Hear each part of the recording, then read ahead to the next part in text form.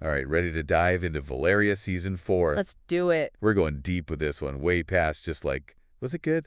You know? Yeah, especially because, like, this wasn't supposed to be the final season, right? Exactly. So much pressure for a good ending. Huge. Our source material today, we've got Sarah Musnicki's review. Okay. It's called Valeria Season 4 Review. Short, sweet, and gives us closure. Catchy, right? I like it. Over at But Why Though? A geek community, good site. I've heard of it, yeah. It was posted February 12th, 2025, so pretty recent. Okay, cool. She gives it a 7 out of 10, Ooh, solid. which, respectable. Not amazing, not terrible. But we're here to figure out, like, what does that actually mean for fans? Yeah, like, good in what way? Because a 7 could go either way. Totally. So, quick recap for anyone who needs it. Valeria is about these 4 friends. Right. Valeria, obviously. Carmen, Lola, and Araya. The gang. They're living it up in Madrid, dealing with life, love, jobs, the whole thing. Love that. This season, Season 4, picks up a year later from where we left off. Okay. And the reviewer makes a point of saying it's shorter, only 6 episodes. Oh, interesting. So that's where the 7 maybe comes in. Like, they had to cram it all in. Maybe. Or it was super focused on wrapping things up neatly. True. She does use the word closure a lot. Right. Okay, speaking of closure, let's get to the characters, where they end up. Let's do it. Valeria is now with Bruno, this genre novelist guy. Oh, right, right. But things get kind of rocky when his career blows up, and on top of that, Victor's back. Ooh, juicy. Classic, bringing back the old flame for the finale. I know, right? Makes you wonder if they always planned that. For sure. Though the reviewer did say she wanted more Victor, so Yeah, maybe it was more like symbolic Victor, not much actual Victor. you think? Like representing unresolved stuff popping up just when Valeria thought she was good. That's deep. And makes you think about how we all repeat relationship patterns sometimes. Totally. Anyway, the other ladies, they have their own stuff going on too. Carmen and Borja are parents now. Oh, wow. That's a whole other level of chaos. Right. Parenthood always throws a wrench in things. For sure. Layla, she's trying to, like, really get serious about life, you know, but her boyfriend's a total free spirit. Oh, that classic clash, like growing at different speeds. Exactly. Happens to the best of us. Then there's Naria. She gets some huge life-changing news. No way. What kind? Not specified in the review, sadly, but makes her reevaluate everything she wants. Makes sense. Big life changes will do that. And it makes me think about how sometimes we need that outside push to really change inside. Totally. Anyway, the reviewer kept talking about this theme of compromise in relationships. Like it runs through the whole season. Oh, interesting. And each woman, like, deals with it so differently, which reflects where they're at. You know? Yeah, yeah. Like, are they actually compromising or just getting walked all over? Right. That's what I want to see. Especially with Valeria, she always struggles to balance her own ambitions and the relationship stuff. True, she's always putting herself last. But good news. The reviewer said the show seems to have grown up a bit. Oh, good. Like, it shows relationships, especially how they communicate, in a way more mature light. That's awesome. Like, the show itself matured alongside the characters. Exactly. Makes you wonder if it was intentional or just happened naturally. Totally. So the big thing, the ending. The reviewer was really happy with it. Okay, good, because they messed that up last time. I know, right? She even said it's better than Season 3's ending, which was supposed to be the ending. Wow, that's a big statement. Right? But here's where it gets interesting. She mentions a meta element. Ooh, meta. Like breaking the fourth wall kind of thing? Maybe? Could be a wink at the audience or, like, full-on commentary on the show itself. Oh, that'd be cool. Right? I'm picturing all sorts of crazy stuff. Me too. What do you think it could be? Well, considering it's Valeria and she's a writer, maybe something with her books. Oh, that's smart. Like her fiction bleeding into the show's reality. Exactly. It's self-fulfilling prophecy kind of thing. I love that. But before we get too carried away theorizing, the reviewer did have one little complaint. Oh, what's that? Victor. As much as she liked him back, she felt like he needed more screen time. Ah, so maybe his return was just fan service after all. Maybe. Or it was intentional. Like he's there to represent something, but we don't need all the details. True. Sometimes what's not said is just as powerful. For sure. Makes the audience think harder. So, to sum up what we've got so far, a shorter season on purpose, focused on wrapping things up for our girls.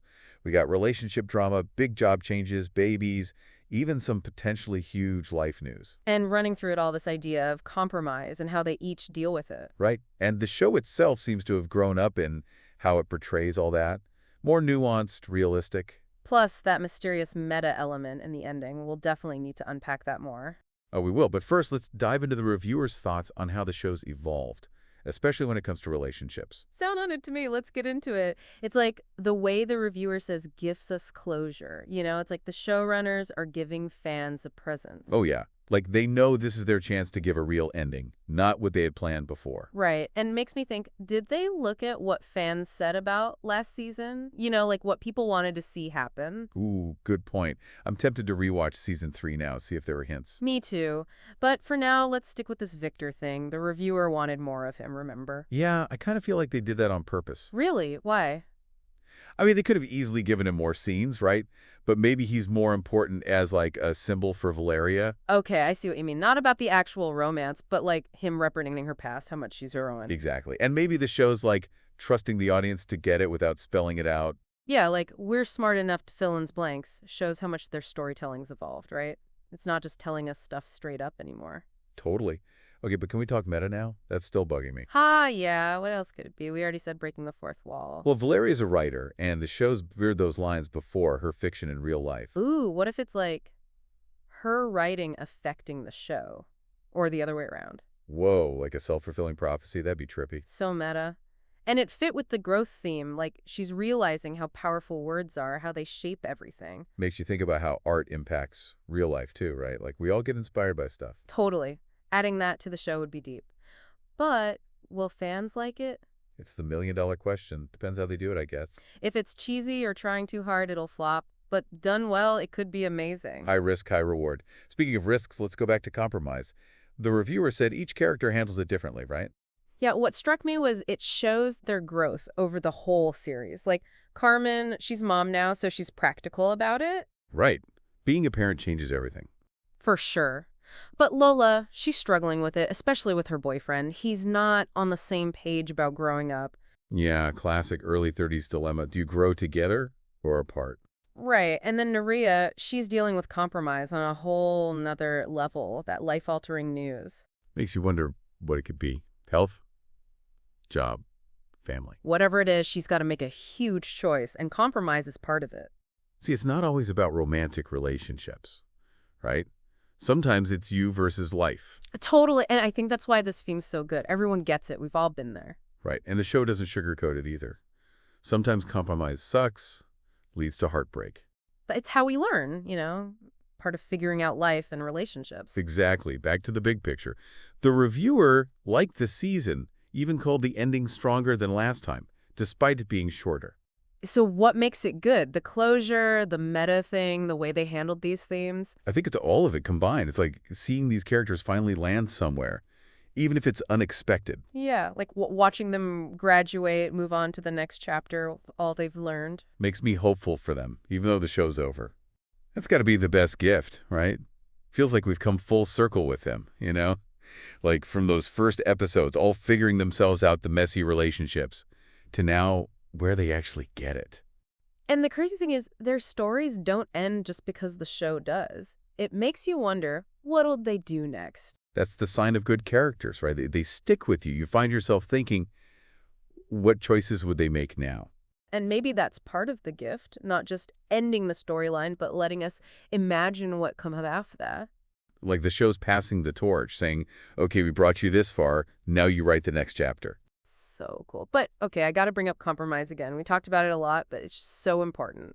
I know, right? It's something everyone deals with. I bet our listeners are relating hard right now. Totally. So, what'd you learn from how the show handled compromise? Good question. I think it's that reminder. Compromise isn't always giving up something you want. Ooh, that's good. Like sometimes it's about getting creative, seeing things from the other side. Your needs and their needs, they can both exist. Absolutely. Not about losing yourself, but making it work for both of you. And that takes, good communication, right? Big time. And the show does such a good job of showing how different that looks for each couple. Right. Like, some adjust their expectations. Some got to learn to talk better. Some need to completely rethink what they want. No one right answer. But one thing's for sure, good compromise means listening, empathy, and being able to bend a little. But also knowing when it's not good. Sometimes you got to stick to your values, even if it hurts. That's so important. Knowing your boundaries, standing up for yourself, even with someone you love.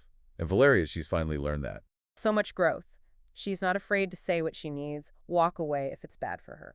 Such a good message. Not just for women, but for anyone who's felt like they don't have a voice in a relationship. It's like compromise shouldn't cost you your happiness or who you are. Sometimes the strongest thing is walking away. So true. But enough from us. We want to hear from you now. Think about this. How do you handle compromise in your life? And it's something you hate, something that helps you grow, something else entirely. Really take a minute to think about it. Those good and bad compromise experiences, they teach us so much. Because at the end of the day, it's all about finding that balance, right? What you need, what they need, the whole dance. And you might surprise yourself with what you realize. You never know. Okay, so gotta say goodbye to Valeria and the gang for now. Sad to see them go. But the things we talked about today, they'll stick with us. That's the magic of stories, right? They connect us, make us spank, and leave us wanting more, even when they're over. Well said. So until next time, everyone, happy watching. And may all your compromises lead to something good.